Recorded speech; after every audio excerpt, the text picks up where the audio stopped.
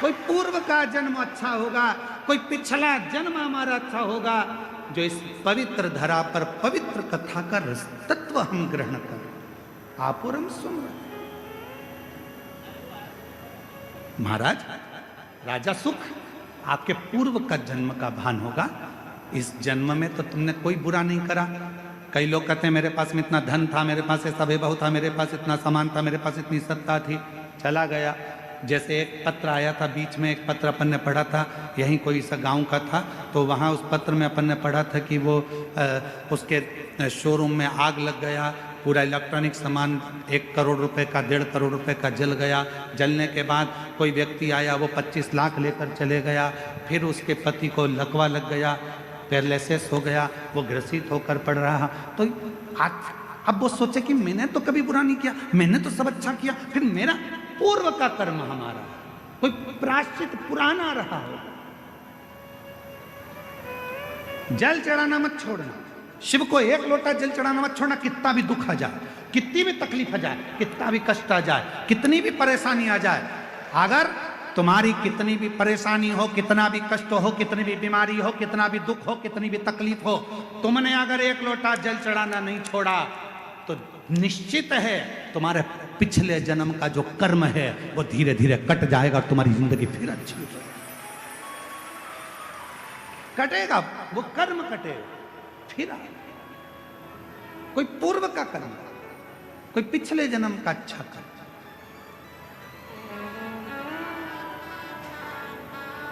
मैं माननीय सांसद महोदय डॉक्टर निशिकांत जी दुबे जी साहब को भी धन्यवाद दूंगा कि आपके भी बाबा ने आपको कथा है, ये आपकी साधुता, ये शिव तत्व का है, ये इसी को प्रभु कृपा कहते, इसी को शिव कृपा कहते, वो करुणा का।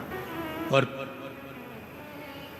कोई पिछले जन्म के अच्छे कर्म मुझे बाबा तेरा, कहा राजा सुख सुनो, पूर्व जन्म में तुम एक डाकू बनकर जन्म लिए थे, मारना, काटना, बेकार करना, कष्ट देना, सब करा, सब किया।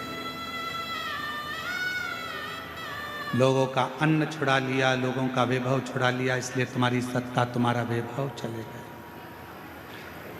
राजा सुख ने कहा यदि तुम कहते हो कि मैं पूर्व में डाकू था तो फिर इस जन्म में राजा कैसे बन गया, फिर इस जन्म में मुझे राजा का जन्म कैसे मिल गया, फिर इस जन्म में मेरे हाथी घोड़े कैसे हो गए, फिर इस जन्म में मेरी पत्नी बच्चे कैसे मिल गए, इस जन्म में मैंने सुख कैसे पा लिया।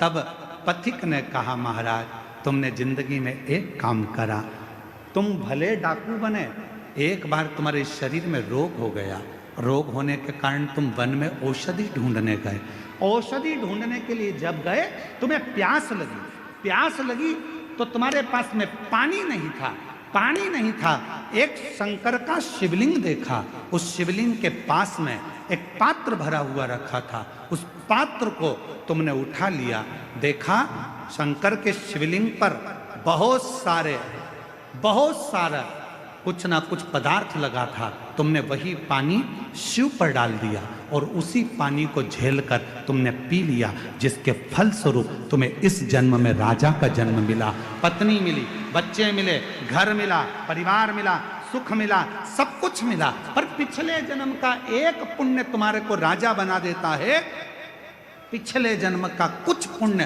तुम्हारे को फिर उस राज्य को छुड़ा लेता है। हाथ जोड़ लिए सुख ने, आप बताओ महाराज, आप आज्ञा दो, अब मुझे वो राज्य कैसे मिलेगा।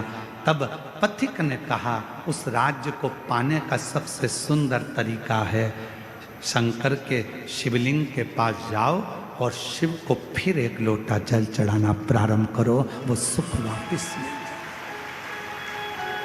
हमसे लोग पूछते हैं 1 लोटे जल में क्या है, 1 लोटे जल में ऐसा क्या है, 1 लोटे जल में इतना वैभव कैसे है, 1 लोटे जल में इतना सुख कैसे है, 1 लोटा जल सारी समस्या का हल कैसे हो सकता है, 1 लोटा जल श्री शिवाय नमस्तुभ्यम सारे दुखों को कैसे हर सकता है। आखिर इस मंत्र में, आखिर इस जल में ऐसा होता क्या है। हम कहते हैं हमसे मत पूछो, तुम्हारी जिंदगी में तकलीफ आए तो चढ़ा के देखो, प्रैक्टिकल करके देखो कि तुम्हें उसमें फायदा मिल रहा है कि नहीं मिल रहा है। मेरे बाबा तुम्हारा हाथ पकड़ रहे हैं कि नहीं पकड़ रहे हैं, वो चाहे, वो कृपा करे, वो करुणा करे।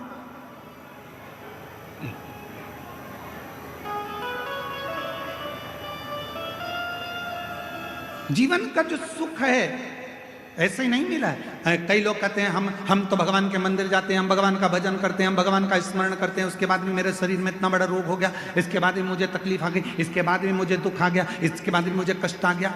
रोना नहीं, दुख मत होना, एक लोटा जल चढ़ाते रहना। हमारे पूर्व का कोई कर्म होगा उसको काटना है हमें, हो सकता है और तकलीफ आए उसको हमें काटना, उसे कष्ट को हमें मिटाना, शिव का नाम लेकर भगवान का भजन कर, स्मरण कर।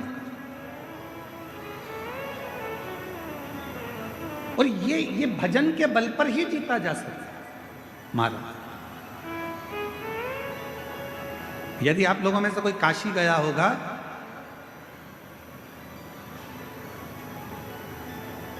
तो काशी में एक जगेश्वर महादेव है। जगेश्वर महादेव काशी में विराजमान। कभी आप लोगों में से कोई गया होगा, स्मरण रखिएगा, काशी अगर कोई गया। एक होता है शमी का पौधा, एक होता है मंदार का पौधा। मंदार जानते हो सब लोग? बोलो तो जम के।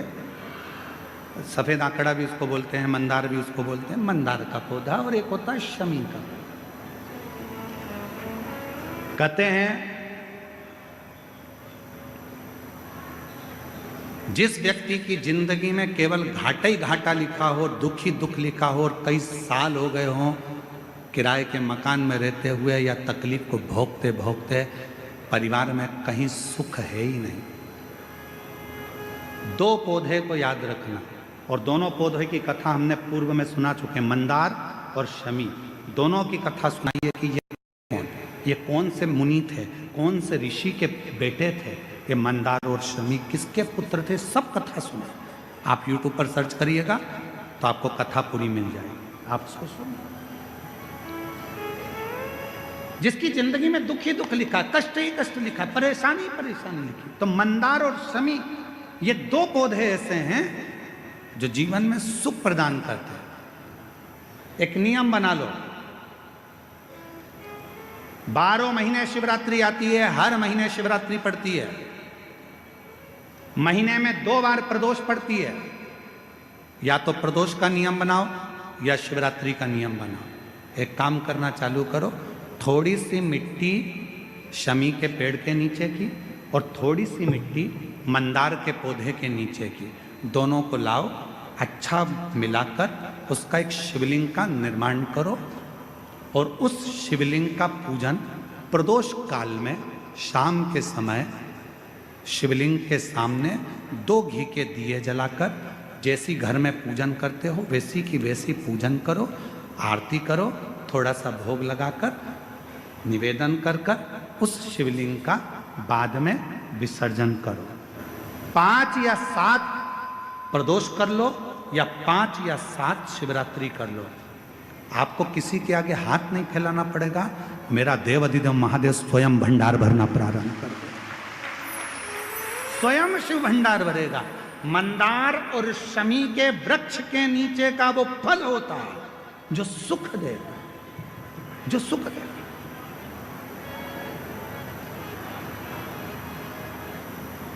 जो हमें आनंद प्रदान करता है।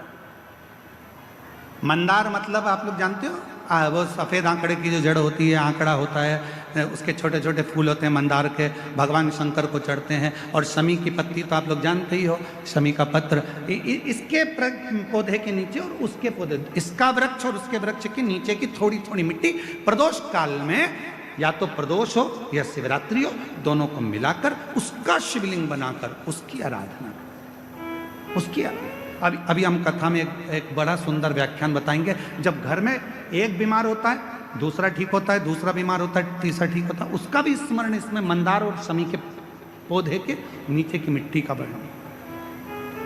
पर उससे पहले मैं हमारे बीच में सांसद महोदय जी विराजमान है, मैं निवेदन करूंगा के नीचे की मिट्टी की कथा चल रही। एक बड़ा सुंदर संवाद आता है। महाराज,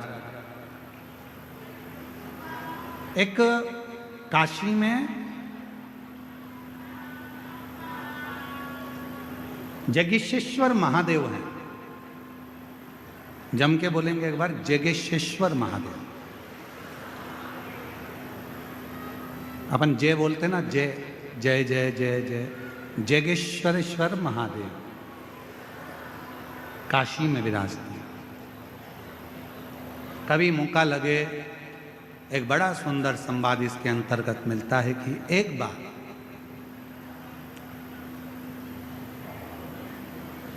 एक जगेश्वर मुनि हुए।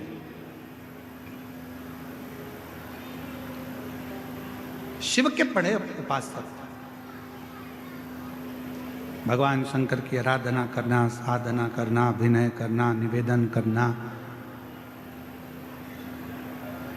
365 दिन में 365 तरह से भगवान शंकर की भक्ति करते हैं। जरा ध्यान देना इस कथा पर, थोड़ा आपका स्मरण होना चाहिए। कई लोग कहते हैं कि हमने शिवपुराण में ऐसा पढ़ा, कोई कहता है हमने शिवपुराण में ये नहीं पढ़ा, हमने शिवपुराण में ये नहीं पढ़ा कि बेलपत्र में शहद लगाना, हमने शिवपुराण में ये नहीं पढ़ा कि चढ़ा हुआ जल पीना, हमने शिवपुराण में ये नहीं पढ़ा कि ऐसा मत करना। याद रखना,